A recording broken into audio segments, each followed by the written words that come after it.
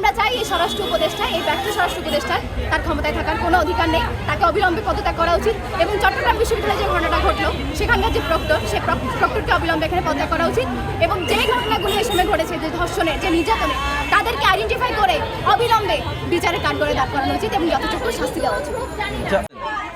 দেখুন, শাস্তির কথা আসলেই সবার আগে যেটা মাথায় আসে যে দেশে কি আসলে বিচার আছে কিনা। বিচার যদি না থাকে তাহলে শাস্তি কোন জায়গা থেকে হবে? আপনি জানেন যে একের পর এক আমাদের দেশে ধর্ষণ নতুন না।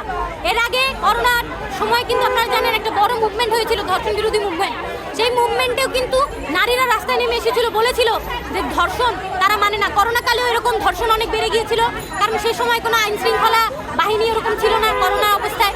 ফলে এই যে বিচারহীনতার সংস্কৃতি, আমরা মনে করি একজন ধর্ষকের এদেশের সর্বোচ্চ শাস্তি নিশ্চিত করা দরকার, যাতে মানুষ ধর্ষণ করার আগে মানে সে 10 বার হলেও ভাবে যে এ ধরনের ঘটনা ঘটানো সম্ভব কিনা। আপনি জানেন যে আমাদের দেশে একদম 6 মাসের শিশু থেকে 65 বছরের বৃদ্ধা কেউ কিন্তু সেফ না।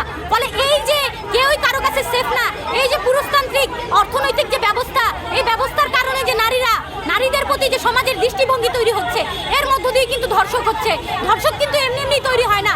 ফলে আমরা বলতে চাই, একদিকে যেমন ধর্ষকদের চূড়ান্ত এবং সর্বোচ্চ শাস্তি নিশ্চিত করা দরকার, এর পাশাপাশি ধর্ষক যাতে সোসাইটিতে নির্মাণ না হয় তার জন্য প্রয়োজনীয় পদক্ষেপ এবং আয়োজন নিশ্চিত করা দরকার।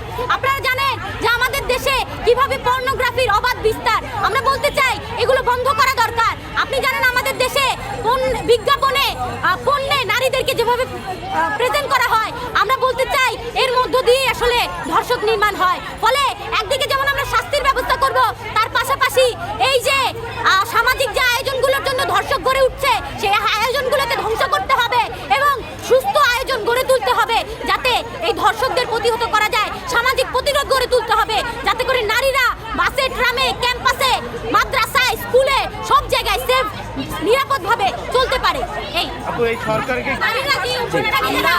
সারা দেশে যে অব্যাহত গণধর্ষণ, ডাকাতি, চুরি, ছিনতাই ঘটিত হচ্ছে, আপনার এই যে আইন শৃঙ্খলা বাহিনী যে সঠিকভাবে তাদের আইন প্রয়োগ করতে পারছে না, আমাদের প্রশাসনকে একটা দুর্বল প্রশাসন, এই সকল কিছুর বিরুদ্ধে দাঁড়িয়ে আমাদের জনগণের, নারীদের বিশেষ করে একটা নিরাপত্তা নিশ্চিতের দাবিতে আমরা আমাদের ইডেন কলেজের শিক্ষার্থীরা এই দায় অনুভব করি বলে আজকে নৈতিক জায়গা থেকে আমরা এই সমাবেশটা করেছি এবং সারা দেশের যে জনগণ আছে তাদেরকেও বলছি, আপনাদের জায়গা থেকে আপনারা দাঁড়ান, নারীদের নিরাপত্তা, শিশুদের নিরাপত্তা আপনারা এগিয়ে আসুন, এই মেসেজটাই রাখতে চাই।